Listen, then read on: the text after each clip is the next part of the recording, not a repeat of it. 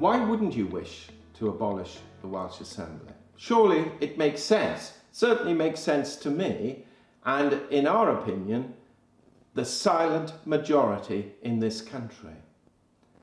Let me give you an example of why I say this. It costs us 60 million a year to run the Assembly.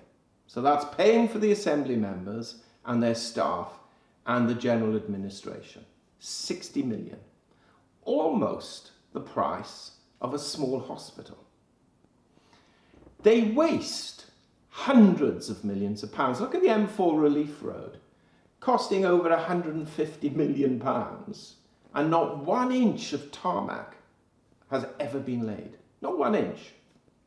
Then we look at what I call vanity projects. For example, some media enterprise losing £9 million. When we look at the Heads of the Valley Road, costing over £50 million. And there are a number of these projects and examples of wasted expenditure. Cardiff Airport, great if you live in the Vale of Glamorgan. Jump on an aeroplane. Well, that's providing there is a flight to the destination you wish to go to. But no darn good to you if you live in North or Mid Wales. And that's costing us 18 million a year. 18 million a year. Whatever the Assembly touches, whatever, it just costs us, the Welsh people. Well, I could argue at the moment, people in England, because they're subsidising Wales to the tune of 14 billion or 15 billion a year. And that can't go on. Someone once asked me, as I recall, why would you not want to be represented in Wales by your own politicians who can look after you? Well, do you honestly think they're looking after us? Do you really? And why do we need extra politicians?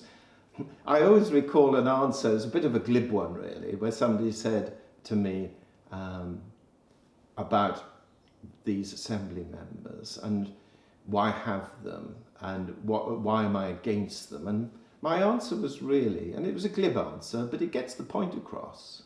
If the answer to your question are more politicians, then it's a bloody stupid question.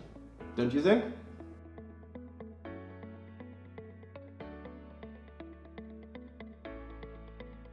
Let's not be fooled here.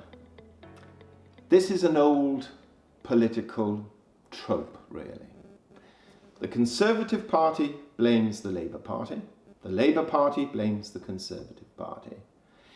And it's a game.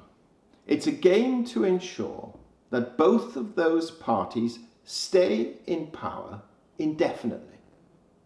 So before we even discuss our impact on whether one gets in or the other, let's just totally understand that point. It is a very clever game that they have played successfully over generations.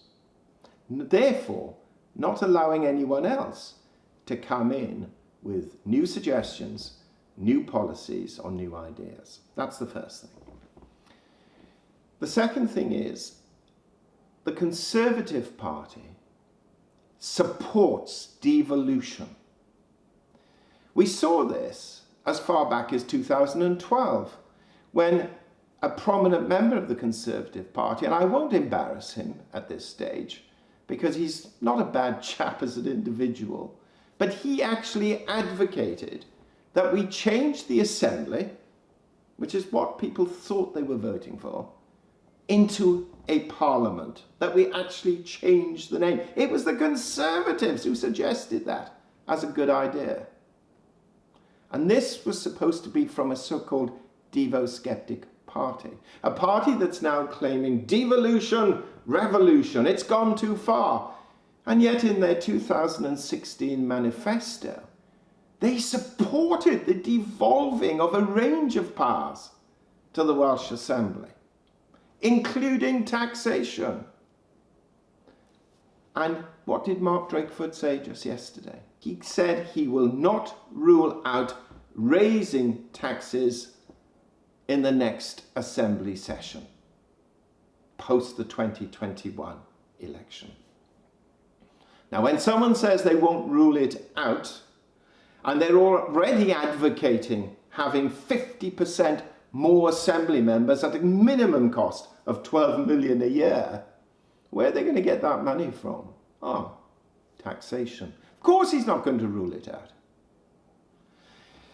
Now, what impact would we have on the Tories during the election? Well, frankly, that really depends on whether their supporters support devolution or not. And the same applies to Labour or any of the other parties. Now, we are told that recent polls have shown that over 50% of Conservative supporters do not support devolution, or the Welsh Assembly, Senedd, Parliament, government, whatever you wish to call it. Over 50%, and yet their politicians, snouts in trough, love the institution, want to give it more powers. And I would not be surprised if they would be suggesting next year that we call the leader Prime Minister of Wales, because that is where we're heading as we are sleepwalking towards independence. So to answer your question, whether it's the Tory party, whether it's the Labour Party, whether it's Lib Dems, whether it's any other party, if you want the place abolished, if you want us to save the Union, there is only one credible party you can support, and that is ours. Because we have that one policy, and we will do what it says on the tin. We will go in, we will abolish it,